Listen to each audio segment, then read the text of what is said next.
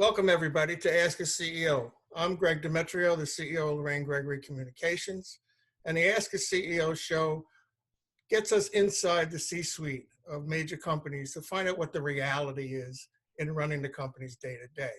So today we have a very special version. We have two guests, which is a little unusual for us, but the topic is big enough. I think it can accommodate two professionals.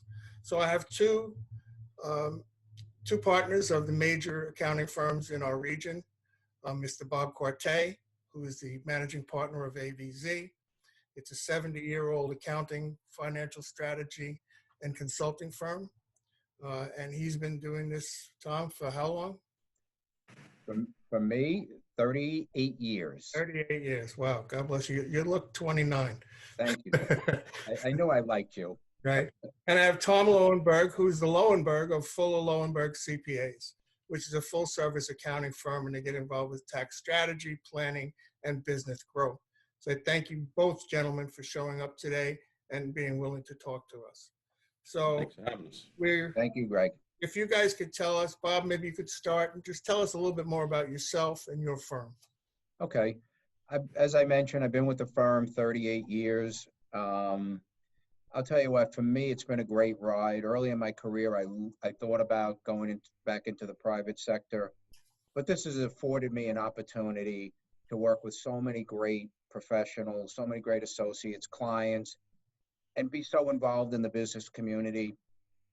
It's enabled me to get involved with the New York State Society CPA. I'm a past president of that Suffolk chapter, past chairperson of the HIALI.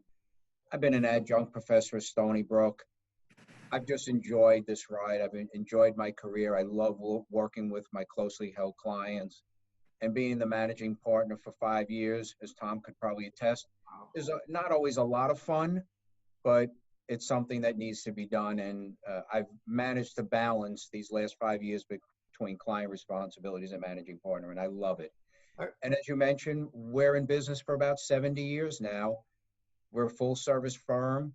Our niches are anywhere from contractors to manufacturers to distributors, not-for-profit. We do have a pretty good niche in the municipal area. And one thing that I've really enjoyed is about 20 years ago, we started a wealth management division, which really brings, I'll say, the wealth side of your closely held clients is to its full breadth, where you can help them plan when they're younger for their kids' education, for their retirement, and just generally wealth accumulation so that when they're ready to retire, they can retire comfortably. So for me, that's a little bit about my background in the firm. And it's just, like I said, it's been a great ride for me, and I've loved every minute. That's a pretty broad resume for sure for you and the firm. Tom, what about you and Fuller Lowenberg? Tell us a little bit about yourself and the company. We started the firm in 1991, so we've been around for that many years. We handle mostly small to medium-sized businesses, all privately held. We don't get into the public arena. I've enjoyed the industry also. I was in private accounting for a short period of time in the real estate development business. Myself and my partner, Howard, we were both in the real estate development business. And you know, we started the firm after we saw the need and just working with various clients in various industries. We run the gamut of industries, and it is, as Bob said, it's a great ride. You have to enjoy it to get through it. So you guys both have quite a resume between the two of you. So okay, so I don't envy you guys because you were hit in the middle of tax season with a pandemic. It's like the perfect storm to happen in your world. It produced panic in the business community. So I imagine your phones were ringing off the hooks. And the business community unceremoniously got forced to close, all right? Shutter, close, curtail, whichever way you want to take it. And in the beginning, it was unclear that the epidemic, soon to be a pandemic, what that could mean for the businesses in the community. And there were a lot more questions than answers. So Bob, could you take us back to that period and tell us how you were able to react to the developing upheaval before the government assistance came to be? I'll tell you, Greg, I mean, we really started this tax season out really well. January was a very busy month, almost like we had a premonition something might be coming down the road, but we had no idea. But we worked extremely hard in January to get clients working here, get a test work out the door. But it was sometime in the middle of February, I just sensed something was askew. And it just seemed work was starting to get delayed slightly. And I was concerned about cash flow. And I'll tell you, even in early March, some of the things we did, we reacted pretty quickly. By the end of February, early March, the equity partners here, we stopped taking salary. And I just sensed cash flow was going to be really start to get tight. And I was just concerned about our expenses as well. So even as we got up to, and we had to close by, it was St. Patty's Day, March 17th, where really we told everybody you're working home from remotely. And just that week before, we set a couple of things in motion. We did furlough 2 people, one of which we have since brought back. The other one, unfortunately, is our receptionist, who we love dearly, but we don't have a need for a receptionist right now. We did cut the hours of a few administrative people, which we then brought back because we realized we needed them probably within 2 weeks of working remotely.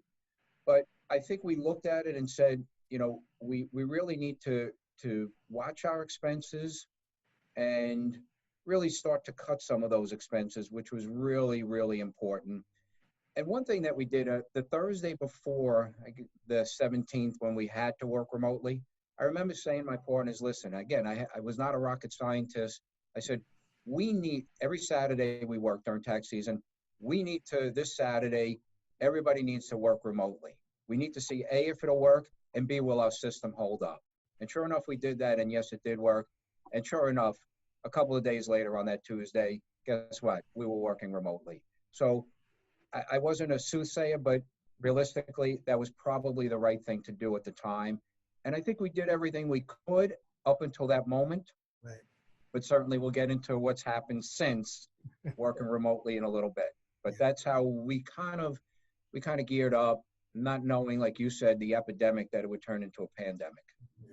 Hey, Tom, so I know you guys were early adopters of technology.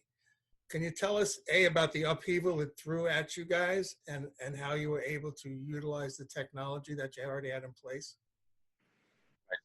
I mean, every business, right, is constantly upgrading their IT. And last year, we had a big push to upgrade our IT in addition to security. Now, as you know, most of our staff work out in the field, so we are familiar anyway, just like Bob's firm. They work out in the field, so they're familiar with working remotely, not in their house. They were doing it at clients' offices. So we had a big push to increase our security and our IT last year, and thank God it was ready to go. Same thing. We tested our tax programs, and security is a big issue, obviously, with that. So we had to upgrade our VPN system. So thank God in that respect, we were ready to go. Now, our tax department doesn't necessarily always work remotely, so they had been set up also in advance of, not that I expected a pandemic to be upon us, but it's the old disaster planning, just in case.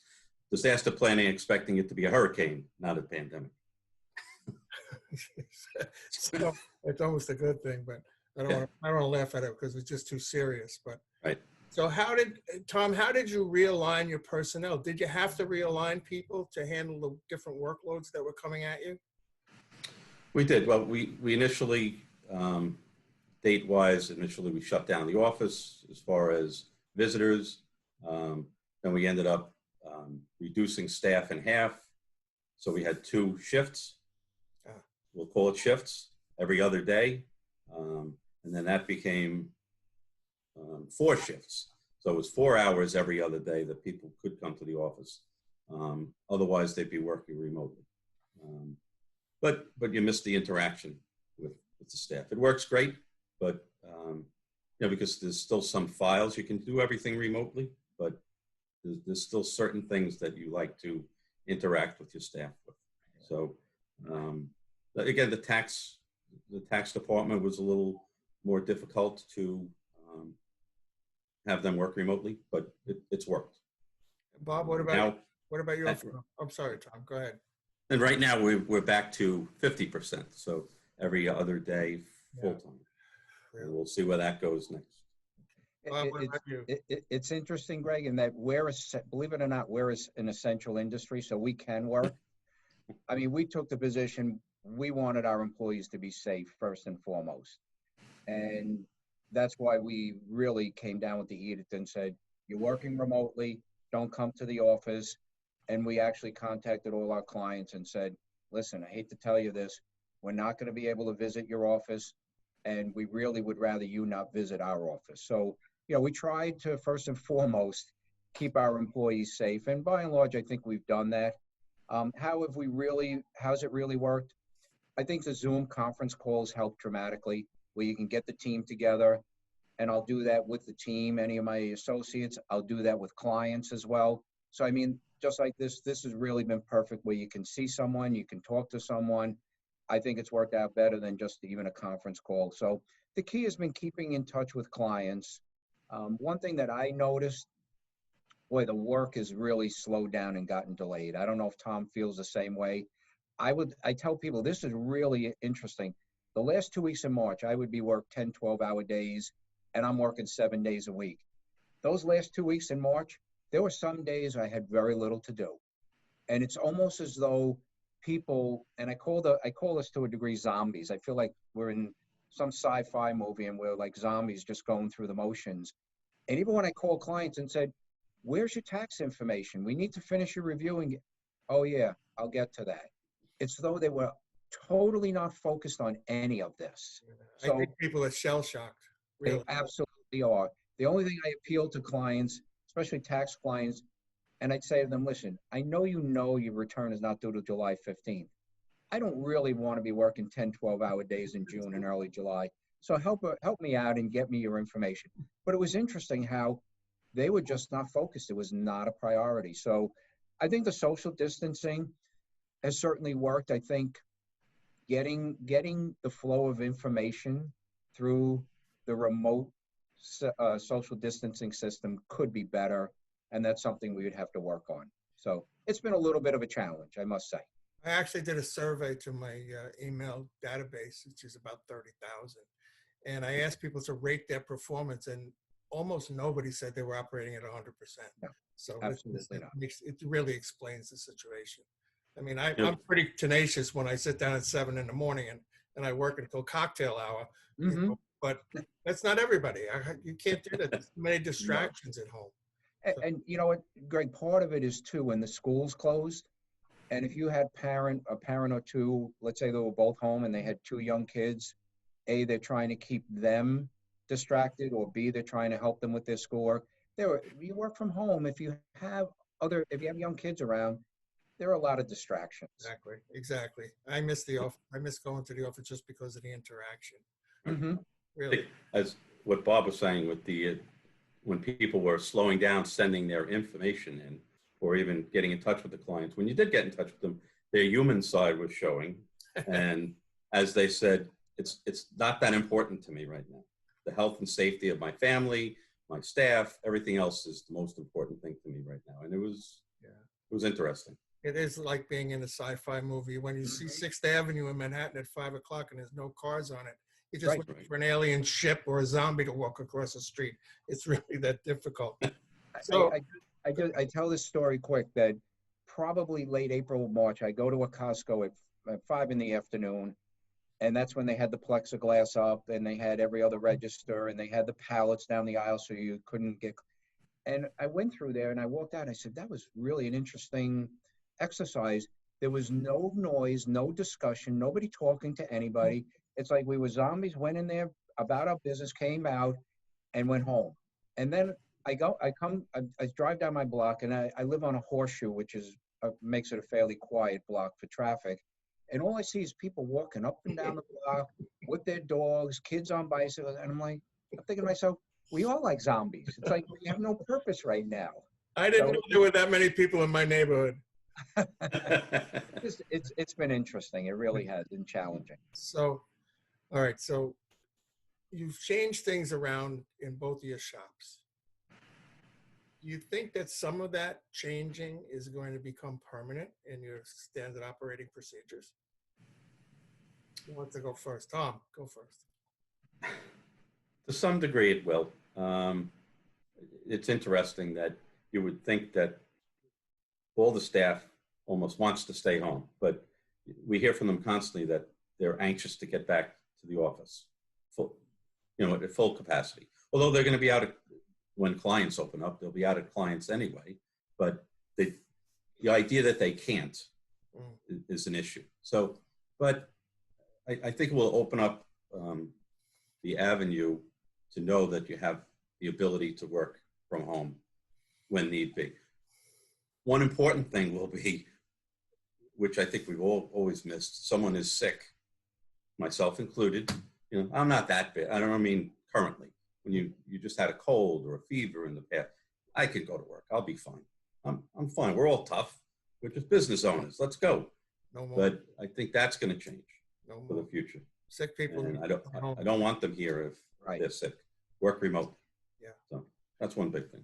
Bob, do you see any changes that you might want to stick with? I mean, we've talked about coming up with our policies and procedures for when we are permitted to open up and we can have our employees be back and the stay-at-home order expires. And I do think there will be, and I'll just tell you, Tom, you had some interesting concepts about 4 hours on, 4 hours off. We're thinking about maybe even splitting the staff where some of them work Monday, Wednesday, Friday, at least initially. Others work Tuesday, Thursday, and then they rotate the next week. Just to get people acclimated. We want to make sure that we can maintain that 6 feet of separation, keep them healthy. I want them to not be that concerned. We want to make sure we have the proper PPEs for them here. And we want to make sure that they know that we're here to make sure that they're safe and they're going to be kept healthy. One of the things you mentioned about is, one of the things we have to stress to people is, if you don't feel well, if you think you are sick, please stay home, okay? Work from home that day if you don't feel up to it, and if you think you might be somewhat contagious and affect someone else. So I think we're coming up with the policies and procedures. There's some best practices out there, but it will change. As far as working remotely, Tom, I think you could appreciate this. If you're an experienced person, if I have a manager, they can probably work from home more likely, review files, things of that nature. I'll say the less experienced people, 1 to 3 year, 4 year people, they almost always need to be out at the client. They need to be looking at client documents. They need to be interacting with the client. Doing that work remotely is probably not going to work.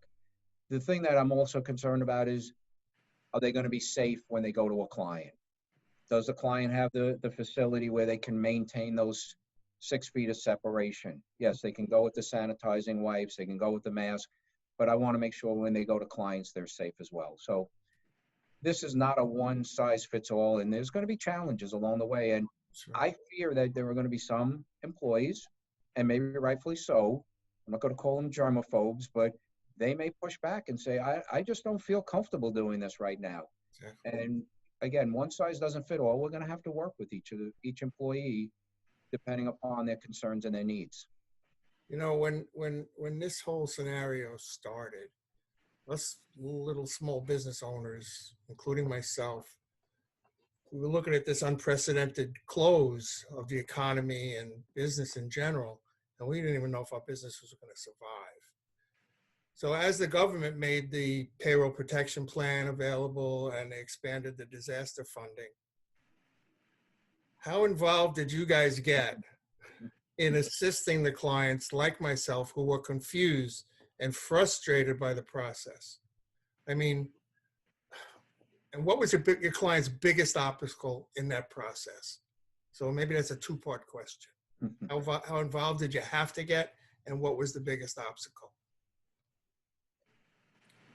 You want to start, Tom, or me? Go ahead. Yeah. All right.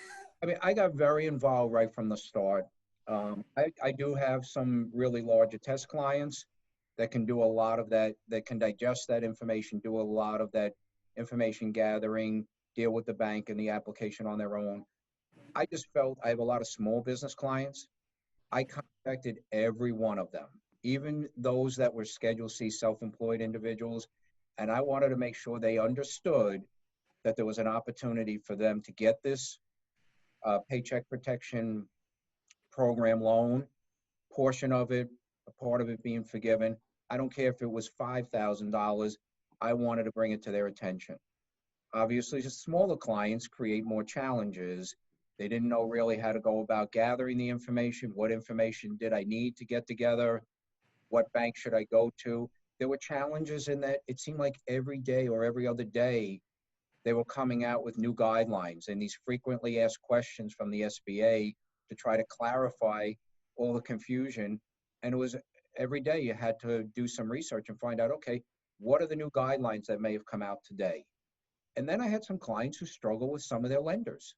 I had a client who said, gee, I keep large balances with this lending institution, but they said, I don't have a business credit card.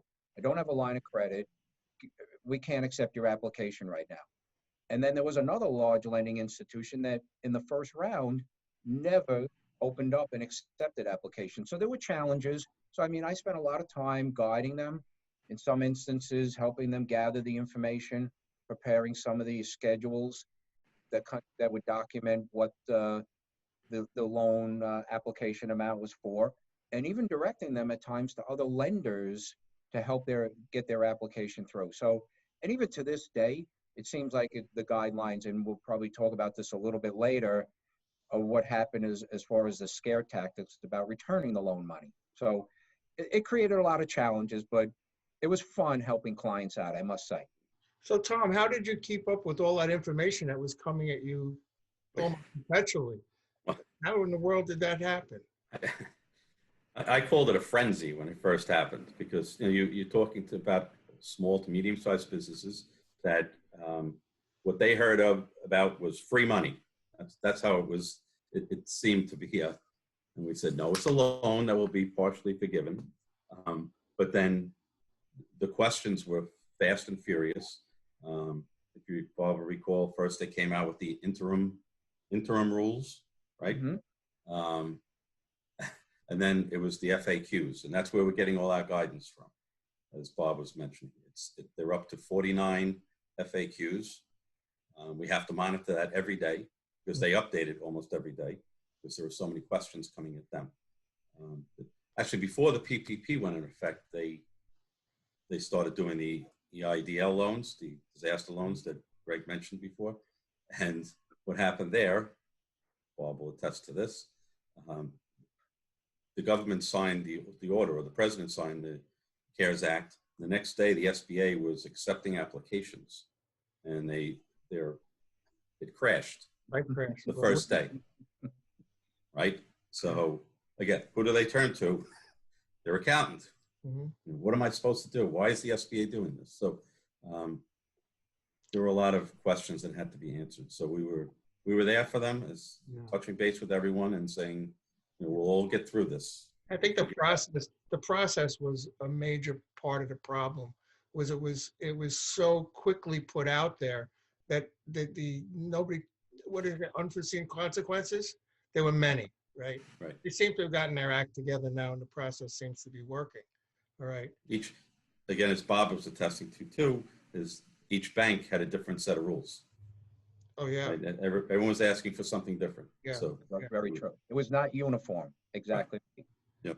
So now, okay, so we've got all of this federal relief money floating around in different sizes and shapes and whatever. So your jobs are to help your clients remain on sound financial footing. In light of the fact that the economy is closed, we're not ready to reopen yet. What kind of advice have you been giving business owners to just try and keep them sane? Well, it's always about planning, right? In any business, plan for what's coming. How do you do that? Bob said they did it in their own firm as we did. Watch your overhead costs, and you're going to go into the forgiveness part. That's a separate issue, but to just prepare for the unknown, start making sure we assist them with looking at their projections, their budgeting, cutting costs where they need to, Okay. Bob, and try to stay sane. say, yeah, good luck with that. Bob? I would agree with that. I think some of it is being a therapist for clients and, making sure that we can call them in off the ledge. But realistically, it's about what I call at this point, for some clients, almost survival mode. Okay. What do you need to do? Your revenues, have dropped significantly or a certain percentage. What do we need to do to survive? And that's really what it comes down to, is cutting costs. Even the part on the loans, clients would tell me, well, I can't really open up. How am I going to get the forgiveness? And I'd say to them, listen, I'm not worried about the forgiveness necessarily, but if you can't operate or you really shut down, then you need your employees. We've already furloughed them. Just go down to the bare minimum. And even if you don't get any forgiveness, at least you'll have a loan and working capital, and a loan for 2 years at 1%, which is pretty reasonable, but at least you'll have the working capital. So, you've got to have some foresight and say, what might happen in 3 months, 6 months? I mean, we're not going to tell all of this, but I tell people I live day to day. So at some point, because I just can't look that far into the future, but you've got to guide my own business, and I've got to guide clients on what they need to do to be around 3 to 6 months from now. Yeah, I think that's the point. The point is nobody really has a crystal ball. But you brought up forgiveness, so let's have a small conversation about forgiveness. People seem to be very concerned. Am I going to get anything forgiven? Can I get the whole thing forgiven? So maybe there's a couple of key points you'd like to share with business owners about forgiveness. Tom, you want to go first, please? Well, we have the rules are still coming out. So we have current rules that we're trying to guide them with as far as their full-time equivalents, bringing the employees back, bringing them to a similar pay grade that they were. Because we try to remind them that this was to try and bring their employees back and off unemployment. But it's difficult as any business owner to pay their employee when they're not working. But that was the purpose of the loan. So that's where we are with it. Okay, Bob. I would say, Greg, I'm probably less concerned. At least there's been some guidance. There's the application out there, the forgiveness application. I still think there are certain expenditures that need to be clarified, that I can't answer clients just yet. But one of the things, and I've told clients right from the get-go, my own feeling is when they looked at the payroll costs that were really, that you used for the loan, it probably amounted to about 10 and a half weeks, doing your annual expenses, divide by 12 for monthly times 2.5. And I said, now they're compacting the eligible expenses in 8 weeks. So I said to most clients, maybe you're only going to get 75, 80% of forgiveness. That's not the worst thing. So don't worry about necessarily getting 100%. Operate your business properly.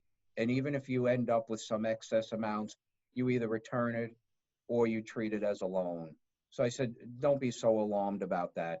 One of the things, and we could probably touch upon this, Tom, and you could elaborate as well. I mean, that FAQ 46, there were scare tactics. It was interesting. Mnuchin at the start of this said, this is great for every business that's eligible. You'd be a fool not to apply for it. And then 2 weeks later, there was scare tactics. If you in good faith don't need this money, if you have other lines of credit, other available, then you should give the money back. And we had a firm deadline of May 7th to return it. Then they extended it to May 14th, and we're all sitting on eggshells. I'm advising my clients, well, maybe you should give it back.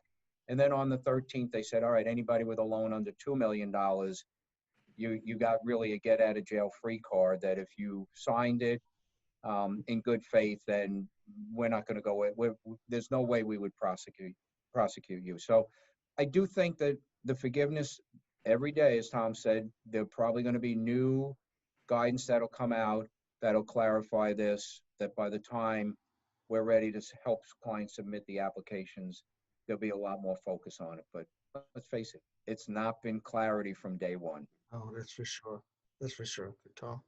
Trying to tell the clients to focus on running your business and don't panic with how much I can get forgiven. That they're focusing, too many are focusing just on that. Yeah, it's from sitting in the corner office seat, it's like it's a chess game now, because we went through the process and we were straightforward. We didn't, there was no subterfuge, no nothing. We needed the money, right, to keep going. And I said to my people, I said, as long as we've done that, to use the term in good faith, we're not legal experts, we're not accounting experts. We just said, hey, this is what they're telling us and this is what we did. So I think in retrospect, and maybe you guys will tell me I'm wrong, but I think that's going to go a long ways when it comes time for forgiveness. If you can articulate the reasons why and what you actually did with the money. Am I wrong? I agree with you. Yeah, I would agree with what you're saying. Absolutely true. Good, because that gives me some comfort level, because I know we're trying to walk the line and make sure we do this correctly, so nobody can say, hey, guess what? You screwed the pooch here and you shouldn't have done that. We don't want to do that for sure. We want to make sure we're credible. So if business owners stick to that, they'll have a better path to justify the forgiveness that they ask for, yeah? Correct. Yeah. Right. So I've been asking all of my guests, and this is, you've already said you don't have a crystal ball, Rob, but I'm going to ask you anyhow. So as things are starting to loosen up a bit, tell me what you see in terms of when we're going to be able to reopen, and when do you think we're going to see something that looks like normal? Well, we have now a stay-at-home order till May 28th, which tells me, and I always hope that by June 1st, we'd start to see the start of at least certain businesses opening up. I don't know what the new normal will be initially. And if you just run to the end game, I don't think anything will be normal until we have a vaccine. Mhm. I'm concerned about a boomerang early on. I'm concerned about later in the fall, in the winter, when it's really flu season and maybe coronavirus season. I'm concerned about people out there just saying, I've had enough of this, stay at home. I've got to get out and live my life and not do the things, wearing masks, staying 6 feet apart, not doing the things that keep them safe and the people around them safe. So as much as I'm an optimist, I'm also a realist. And I want to be certain that my employees are safe, my family's safe, my friends are safe, you guys are safe. And I hope that people will do the right things. And as long as we take baby steps, I think we've got an opportunity. But I'll be honest with you guys, they could open up restaurants tomorrow. I don't know if I'm going to rush back into a restaurant initially. Mhm. I think I'm going to be rather cautious on what I do to keep, again, myself and the people around me safe. So I think it's going to be a while before we get back to any sense of normalcy. I'm hoping from a business standpoint, financial statements still have to get done, tax returns still have to get done. I think from my perspective, business, we will probably get back to some normal sense of normalcy. As far as living a normal life, I think it's going to take a while and maybe a vaccine to get to that point. Yeah. Hate to say that. I'm echoing exactly what Bob's saying. I mean, what's the new normal? Who knows? Tom, you have a little bit of a different perspective because of your side hustle. Maybe you I'm sorry? because of your side hustle, you've seen a lot of it already.